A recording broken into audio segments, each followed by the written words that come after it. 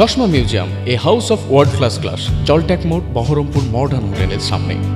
Murshidabad police সুপারের সাথে দেখা করলেন আমজনতা উন্নয়ন পার্টির চেয়ারম্যান হুমায়ুন কবির। সেখানে সাংবাদিকদের বিভিন্ন প্রশ্নের উত্তরে তিনি জানান, আগামী বকরিদে যাতে কোনো মুসলমান সমস্যায় না পড়ে, বিভিন্ন ক্ষেত্রে পুলিশের নিচুতলার অফিসার এবং তৃণমূলের মুসলমান বিভ্রান্তি ছড়াতে না পারে, সেই জন্য তিনি পুলিশ সুপারের সঙ্গে দেখা করলেন।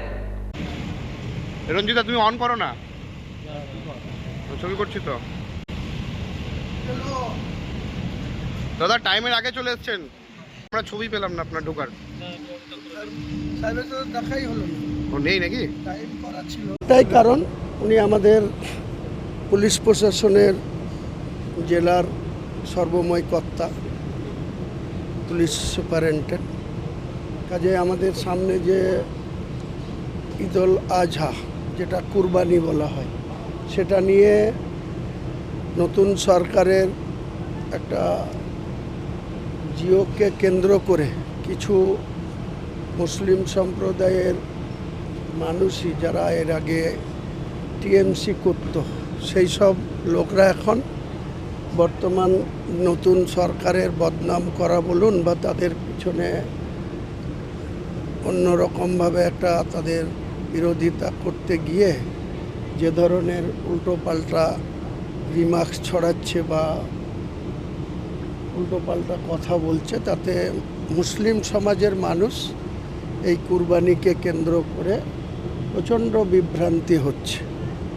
আর সেই বিভ্রান্তির আপনারা জানেন যে গোটা পশ্চিম বাংলার সবথেকে বেশি মুসলমানের বাস হচ্ছে এই মুর্শিদাবাদ জেলা।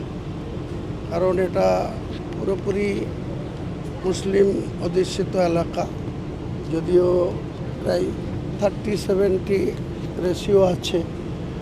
তো আমি মাননীয় মুখ্যমন্ত্রীর সঙ্গে নিজে কথা বলেছি।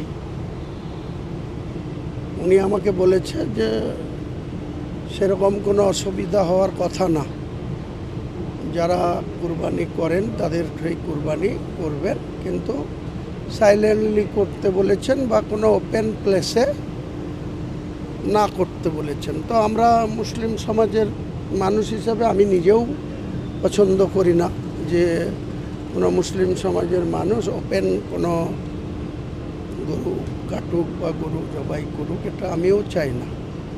তো সেইটা বাদ দিয়ে কুরবানিটা, যেহেতু কুরবানি করাটা গোটা ইন্ডিয়া না, পশ্চিমবাংলা না, গোটা বিশ্বের মুসলমানদের কাছে এটা একটা প্রায় 1400 বছর আগে থেকে এটা চালু আছে। কাজেই বর্তমান সরকারের মাননীয় মুখ্যমন্ত্রীর কাছে আমি নিজে কথা বলেছি। উনি, আমার মনে হয়নি যে উনি সেরকমভাবে স্ট্রিক্টলি কোনো কুরবানি করা যাবে না এরকম কথা আমাদেরকে বলেননি। তাহলে এখানে কিন্তু প্রশাসনের নিচের স্তরে থানাগুলাই, কিছু কিছু থানার এএসআই বা এসআই, এক কথায় ওসিআইসিরা সরাসরি ইনভলভ না হলেও কিছু স্তরের অফিসাররা কিন্তু এই ধরনের সমস্যা তো এই ধরনের সমস্যা তৈরি করছে। এই তৈরি করার জন্য কিছু মানুষ বিভ্রান্ত হচ্ছে। তো সেটা যাতে পুরোপুরি কাটিয়ে ওঠা যায়, এখনও কয়েকদিন সময় আছে। এটার জন্যই মূলত এসপি সাহেবের সঙ্গে একটু আলোচনা করা, এবং আমরা চাই সর্বোপরি গোটা মুর্শিদাবাদ জেলাসহ গোটা রাজ্য, মুখ্যমন্ত্রী নিশ্চয়ই দেখবেন বা রাজ্য প্রশাসনের, পুলিশ প্রশাসনের যেনারা কর্তা ব্যক্তি আছেন, যেনারা দায়িত্বপ্রাপ্ত ডিজি, এডিজি, আইজি, ডিআইজি লেভেলে আছেন, ডিস্ট্রিক্টের সুপারিনটেন্ডেন্টের দায়িত্বে রয়েছেন, লোকাল বেসিসে আইসি, ওসিরা রয়েছেন, সেই জায়গাটা যাতে সঠিকভাবে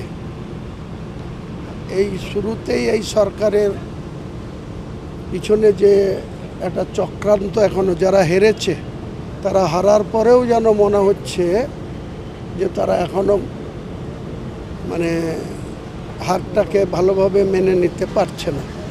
তাই এই সরকারের বিরোধিতা করতে গিয়ে, সমালোচনা করতে গিয়ে একটা স্পর্শকাতর ইস্যুকে নিয়ে তেনারা অনেক উল্টোপাল্টা বলছেন। তো সেটার জন্যই মূলত, যেহেতু সাহেব এসে গেছেন, আমি দেখা করি, তারপরে নিশ্চয়ই বিস্তারে ওনার সামনে আলোচনা করবো বা বলবো। হওয়াই উচিত ছিল। এখনও অর্থমন্ত্রী শপথ নেননি, কারণ মন্ত্রিসভায় এখনও অনেক ব্যক্তির অন্তর্ভুক্তি পেন্ডিং রয়েছে, সেগুলো হতে দিন।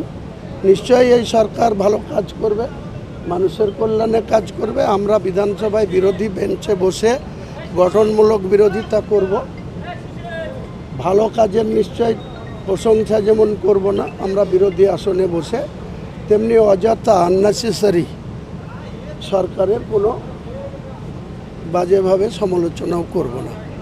আমি অন্ততপক্ষে এক বছর এই সরকারকে সময় দিতে চাই।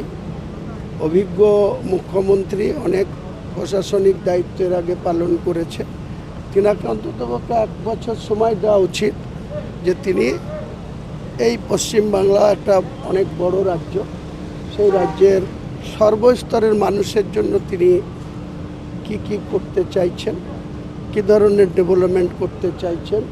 কর্মসংস্থান করাটা জরুরি, কারণ প্রচুর ভ্যাকান্সি ক্রিয়েট হয়ে আছে বিভিন্ন দপ্তরে, কি পুলিশ দপ্তর, কি জেনারেল সিভিল দপ্তর, কি স্বাস্থ্য দপ্তর, কি আপনার এগ্রিকালচার দপ্তর, কি আপনার ল্যান্ড দপ্তর, বিভিন্ন দপ্তরে 50% 40% স্ট্রেংথ নিয়ে অফিসগুলো চলে। কাজেই একটু সময় তো নতুন সরকারকে দিতেই হবে। কাজেই শুরু থেকেই সরকারের বিরুদ্ধচারণ শুরু করলাম, বিরোধিতার নামে বিরোধিতা, এটা অন্তত আমি করতে রাজি নই। নিশ্চয়ই আমরা সরকারের বিরোধিতা করব, বিধানসভার ভেতরে করব, বাইরেও তাদের সমালোচনা করব, কিন্তু সার্বিক বর্তমান মুখ্যমন্ত্রী শুভেন্দু অধিকারীকে অন্ততপক্ষে এক বছর তার কার্যকলাপ আমরা অবজার্ভ করব বা দেখব যে কী ধরনের তিনি প্রশাসন চালাচ্ছেন।